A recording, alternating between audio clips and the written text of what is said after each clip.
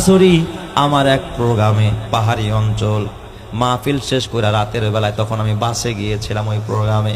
রাতের বেলায় ফিরবো না, বহুদূর অনেক লম্বা সময় লাগে। ওই এলাকার মানুষ, বিশেষ করে বিভিন্ন প্রজাতির লোকেরা সেখানে থাকে। ওই এলাকার মানুষ একটু হতদরিদ্র, পাহাড়ি এলাকা।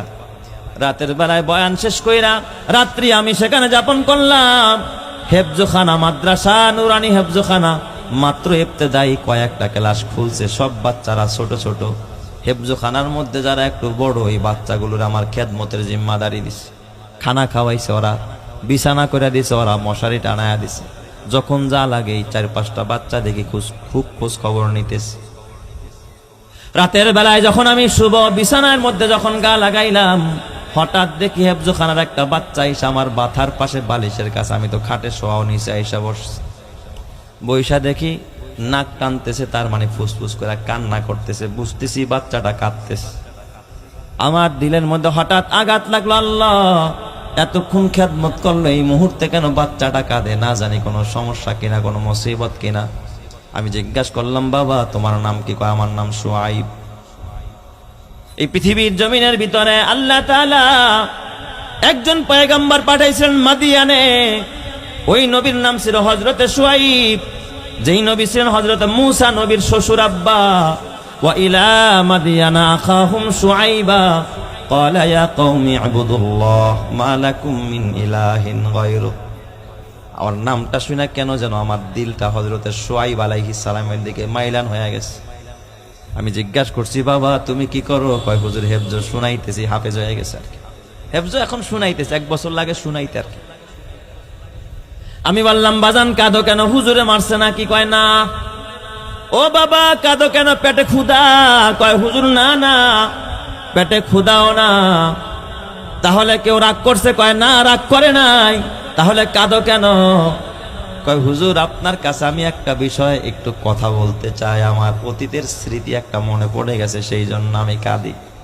আমি বললাম, বাবা শুআইব বলো, এমন তোমার মনের ভিতরে কি কষ্ট, যেই কষ্টের কথা মনে পড়ে তোমার চোখ দুইটা অজরে চোখের পানি পড়তেছে রে বাবা, সহ্য করতে পারো না?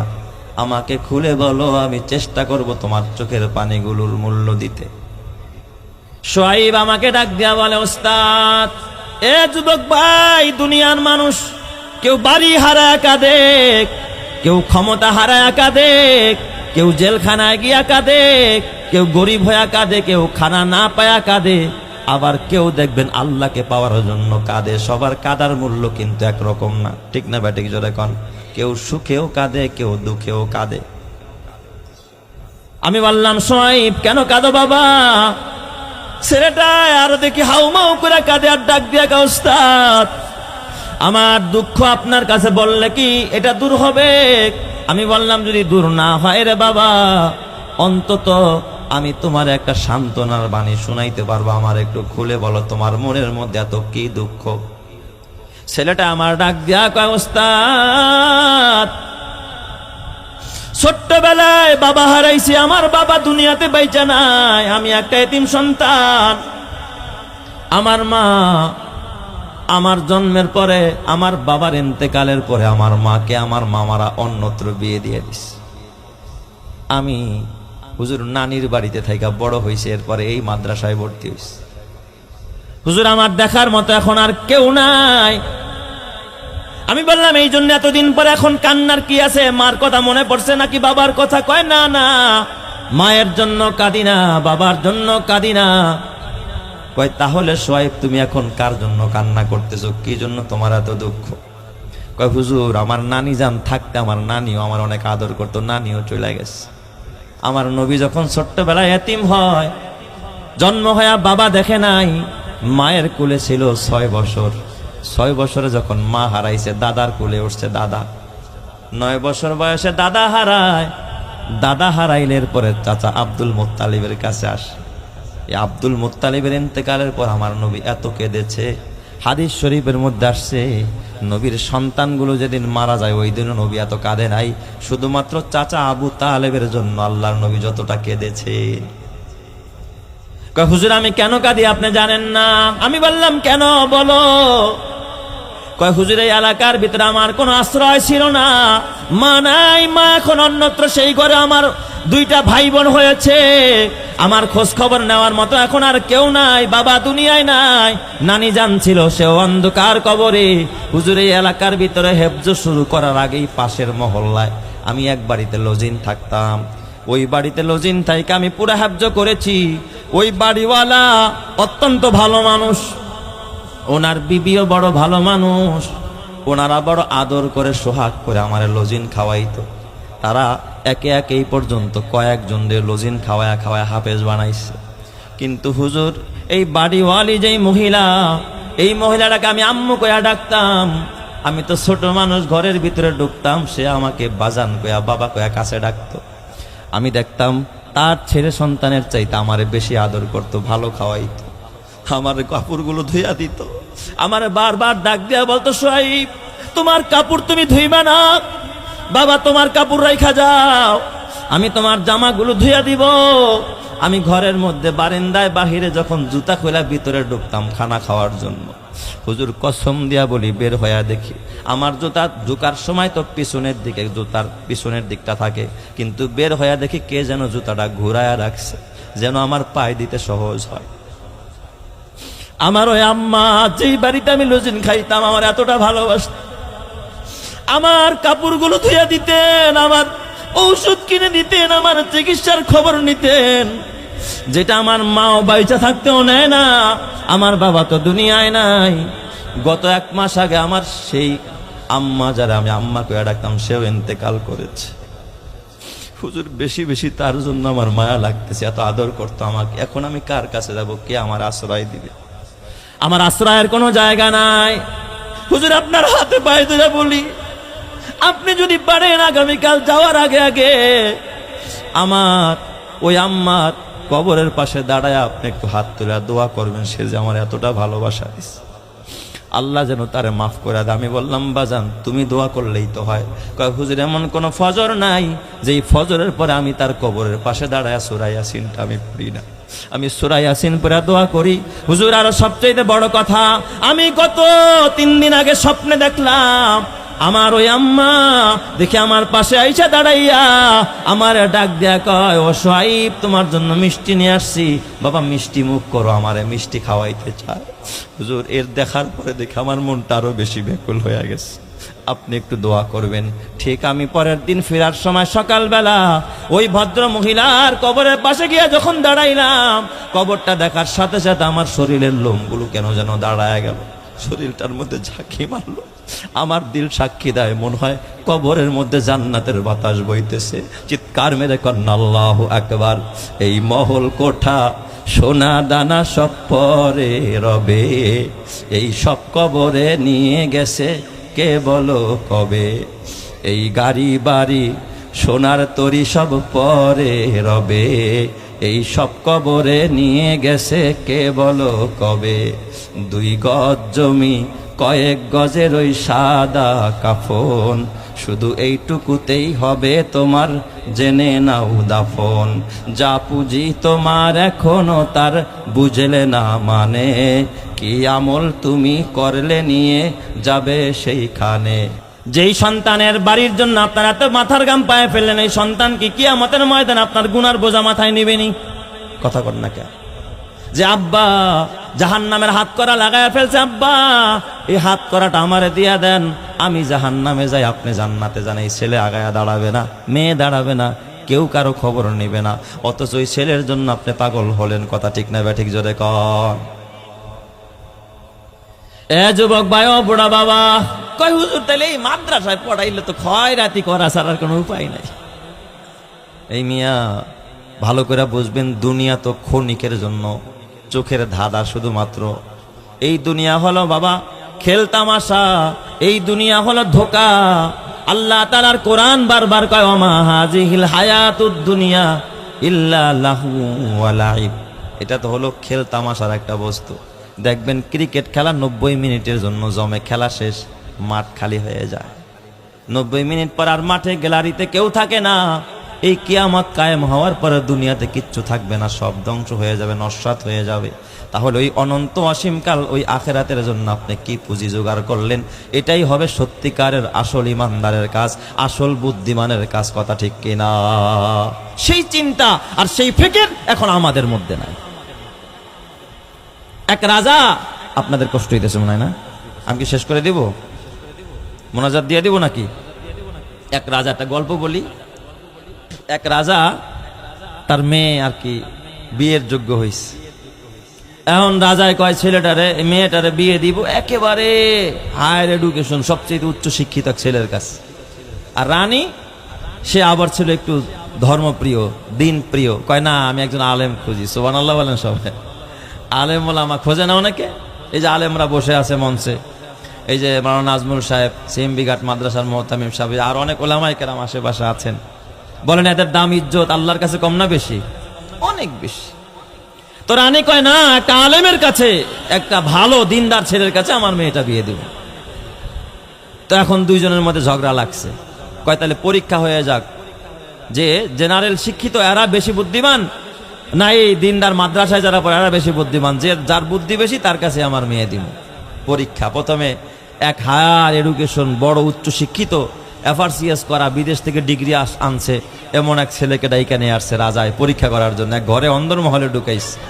রাজা একটা তরবারি হাতে দিয়ে দিছে, আর দুইটা বুড়া মানুষ দিছে সাথে, আর একটা যুবতী মেয়ে, আর এক পেয়ালা মদ দিয়া বলছে, এই ছেলে, তোমার পরীক্ষা চলতেছে, ইন্টারভিউ চলতেছে, তো এখানে তিনটা জিনিস আছে, এই তিনটা কাজের ভিতরে যে কোনো একটা করবা, তিনটাই করতে পারবা না। আবার একটাও যদি না করো তাহলে ফেল, আর একাধিক করলেও ফেল। যে কোনো একটা করতে হবে, যে কোনো একটা। কি কাজ? কয় দেখো, এই তরবারি দিয়ে হয়তো এই দুই ব্যক্তিরে খুন করতে হবে, আর না হয়তো এই মেয়ের সাথে জিনা করতে হবে, আর না হয়তো এই মদ পান করতে হবে। অপশন রাখছে কয়টা? তিনটা। হয়তো মানুষ খুন, আর না হয়তো কি যুবতীর সাথে ধর্ষণ, আর না হয়তো মদ পান। এই দিক দিয়ে এখন একেবারে হায়ার এডুকেশন, বড় উচ্চ শিক্ষিত, FRCS, বড় ডিগ্রি নিয়ে আসছে বিদেশ থেকে। এবার সে চিন্তা করে, আরে মানুষ খুন করা এটাও তো মহাপাপ। বলেন, মানুষ খুন করা কি বড় পাপ, মহাপাপ। তাহলে তো এই কাজ আর করা যায় না। না, এটা করবো না রে, এটা অনেক বড় পাপ। কয় তাইলে দর্শন? কয় না রে, দর্শন করলেও তো আবার কি করে, পাথর মাইরা শেষ করে দিব, এটাও তো আরেক পাপ, এটাও তো কম না, এটাও কবিরা গুণ, এটাও করা যাবে না। কয় তাহলে মদ পান? কয় ও, মদ পান করলে ইসলামের শরিয়াতে কয় 80 দৌড়া লাগাও। কয়টা? 80টা বেত্রাঘাত করো, 80টা বেত লাগাও। ওই দুইটার তুলনায় মানুষ খুন করা এবং দর্শনের তুলনায় মদ পান করার গুণাটা একটু কি তুলনামূলক একটু কম, এটাও কবিরা গুণা।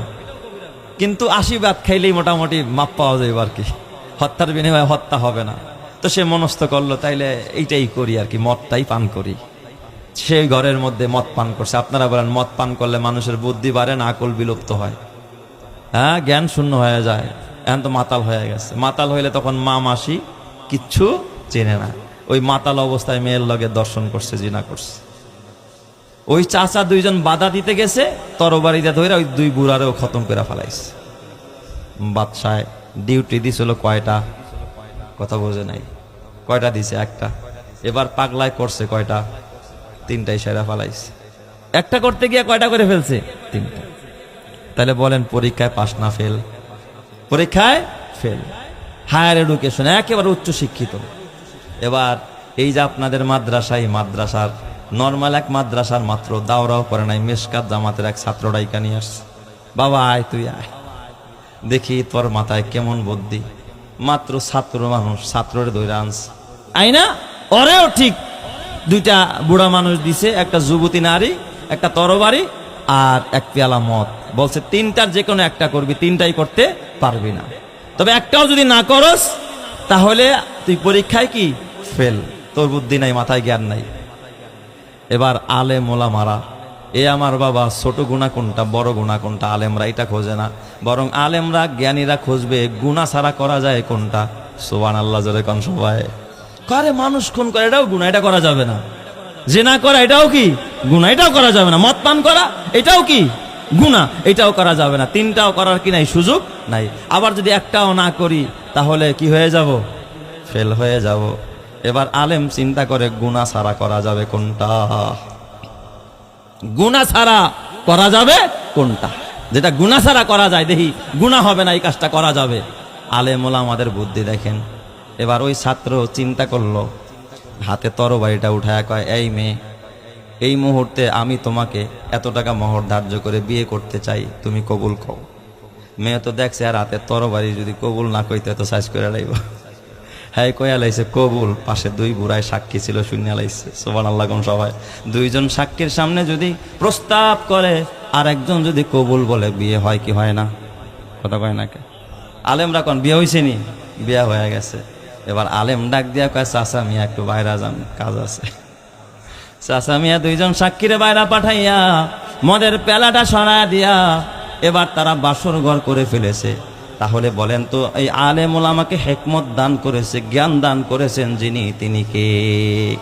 এই জন্য আমার আল্লাহ বলে, ইউতিল হিকমাতা মাইয়াশা, আল্লাহ যারা খুঁজি তার হিকমত দান করেন। ওয়া মাইয়ুতাল হিকমাতা ফাকাদ উতিয়া খায়রান কাসীরা, আর যে হিকমত পাইলো, ইলম পাইলো, সে যেন অসংখ্য কল্যাণ পেয়ে গেল। তার মানে সন্তান যদি আলেম হয়ে যায়, অসংখ্য কল্যাণ পেয়ে যায়। ফরিদপুর শহরে 5 তলা বাড়ির মালিক হলে কল্যাণ হয় না। আল্লাহর কোরআন দেখাইতে পারবেন না, হাদিস দেখাইতে পারবেন না যে আপনি 10 তলা বাড়ির মালিক, আপনি কল্যাণ পেয়ে গেছেন। কোরআনের কোথাও নাই, হাদিসের কোথাও নাই। অথচ আল্লাহ তাআলা কয়, মাইয়ুতাল হিকমাতা ফাকাদ উতিয়া খায়রান কাসীরা, যে কল্যাণ পাইলো, হিকমত পাইলো, ইলম পাইলো, আলেম হয়ে গেল, সে যেন অসংখ্য কল্যাণের, অগণিত কল্যাণের মালিক হয়ে গেল। চিৎকার মেরে কোন সুবহানাল্লাহ। তাই তো এই মাদ্রাসার একজন বাচ্চা গুলশানে বাড়ি করতে পারে না, ধানমন্ডি পারে না, এ আমার বাবা বনানীতে পারে না, বেগম পাড়ায় বাড়ি বানাইতে পারে না। তোমার বাড়ি হয়তো বা বেগম পাড়ায়, তোমার বাড়ি কানাডায়, তোমার বাড়ি আমেরিকার নিউ ইয়র্কে টুইন টাওয়ার 110 তলায়, অথবা মালয়েশিয়ার কুয়ালালামপুরে এ বাবা 145 তলায়, অথবা বুর্জ আল খলিফা দুবাইতে 165 তলা। পৃথিবীর সর্বোচ্চ ভবন হলো 165 তলা। কোথায় অবস্থিত? দুবাইতে। হয়তো তোমার বুকিংটা দুবাইতে তুমি দিয়া রাখছো, কিন্তু এই যে টিনের ঘর মাদ্রাসা, এই মাদ্রাসার যে বাচ্চাগুলো পড়ে, যে হাফেজে কোরআনেরা পড়ে, যে আলেমেরা পড়ে আর পড়ায়, এই মাদ্রাসার বাচ্চাদের বুকিং গুলশানেও নয়, আল্লাহ তাআলা নিউ ইয়র্কেও রাখে নাই, আল্লাহ তাআলা ওই সমস্ত বাবা মালয়েশিয়ার কুয়ালালামপুরে রাখে নাই, বুর্জ আল খলিফা দুবাইতেও রাখে নাই। কিয়ামতের ময়দানে আল্লাহ তাআলা ডাক দিয়া বলবে, হাফেজে কোরআন আয় আয়, তোর জন্য আমি 110 তলা নয়, 145 তলা নয়, 165 তলা নয়, আমি আল্লাহ তোর প্রত্যেকদের জন্য 6666 তলা জান্নাতের বরাদ্দ দিলাম। চিৎকার মেরে কন্যা আল্লাহু আকবার। আলেমেরই মাতা পিতা বড় ভাগ্যবান, রোজ হাসরে মাথায় হবে তাজ পরিধান। হাসরেরই কঠিন মাঠে হবে হাহাকার, সেই মুহূর্তে দেখবে সবাই কিনা চমৎকার। প্রশ্ন হবে মুকুট মাথায়, কে বা কাহারা, জবাব হবে আলেমেরই মা বাবা তাহারা। সেই মুকুটের জ্যোতি হবে সূর্য থেকেও অধিক, যদিও তাহা এই দুনিয়ার ঘরে করে ঠিক। ওই সমস্ত মাতা পিতা বড় ভাগ্যবান, এই জগতে নেই কেহ হয় তাদেরই সমান। এই জগতে সবার ঊর্ধ্বে এলেমের ঈমান, ওই এলেমকে যাকে খুশি আল্লাহ করেন দান।